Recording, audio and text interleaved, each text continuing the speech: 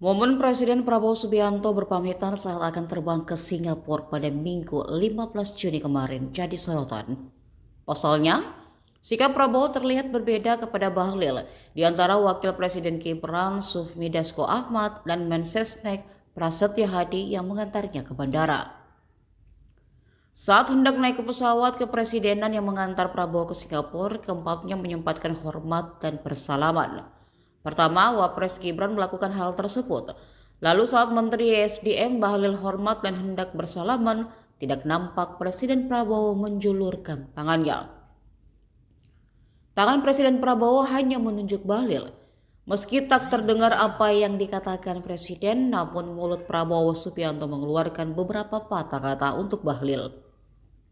Selanjutnya Prabowo kembali terlihat mengulurkan tangan dan bersalaman pada Sufmi Dasko Ahmad dan Prasetyo Hadi. Tak sedikit yang menduga jabatan tangan Bahlil ditolak oleh Prabowo Subianto. Belum ada konfirmasi resmi dari pihak istana terkait momen tersebut.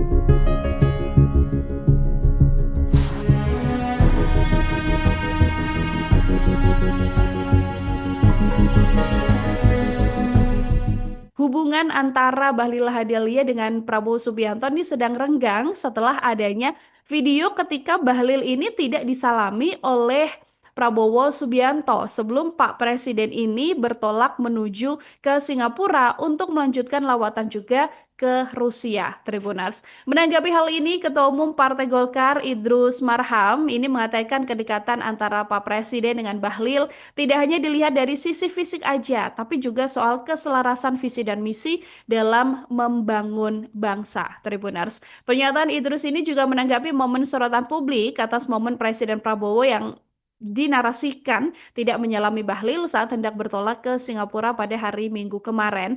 Dari video yang beredar luas di media sosial ini, Tribuners, Pak Presiden terlihat menyalami beberapa pejabat tapi melewati Bahlil Lahadalia sebelum naik ke atas pesawat.